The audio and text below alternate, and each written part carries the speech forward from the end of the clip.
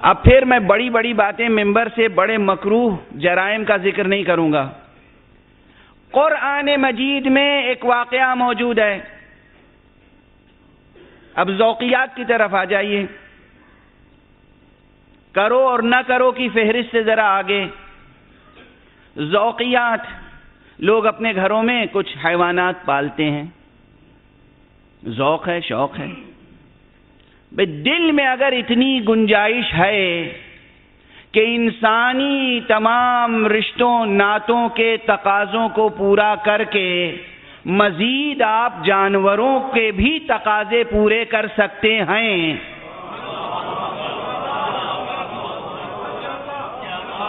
تو بہت اچھی بات ہے،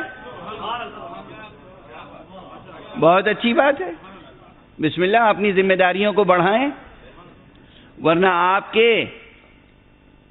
زیر اثر جو کنبہ ہے اس کے کتنے حقوق ہیں.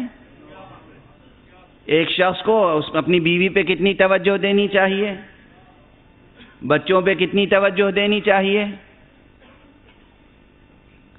رشتہ داروں کو جو خونی رشتہ دار ہیں صلہ رحم ان کے لیے کتنا واجب ہے، چاہے وہ قریب نہ رہتے ہوں دور رہتے ہوں، مگر ان کے لیے صلہ رحم واجب ہے. قطع رحمی حرام ہے، گناہ کبیرہ ہے. تو اگر یہ تمام جو انسانی رشتے ہیں انہیں پورا کر رہے ہیں اور پھر مزید ذوق ہے کہ جانور بھی پال لیں اور اس کو بھی وقت دے سکیں، یعنی خدا کے سامنے 2 رکعت نماز پڑھنے کا وقت نہیں ہے، ماں کی دستبوسی کا وقت نہیں ہے، باپ کے سامنے عرض ادب کرنے کی فرصت نہیں ہے، اپنے بچوں کو وقت نہیں دے سکتا، کتا پالے ہوئے ہیں.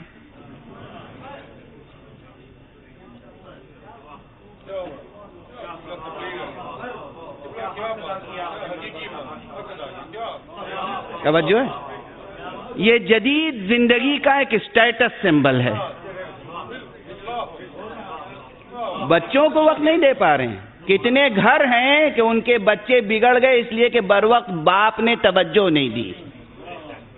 تو جو گھر میں وقت ملتا تھا کہ بچوں کو سینے سے لگائیں تو جناب کتے کو سینے سے لگائے رہتے تھے.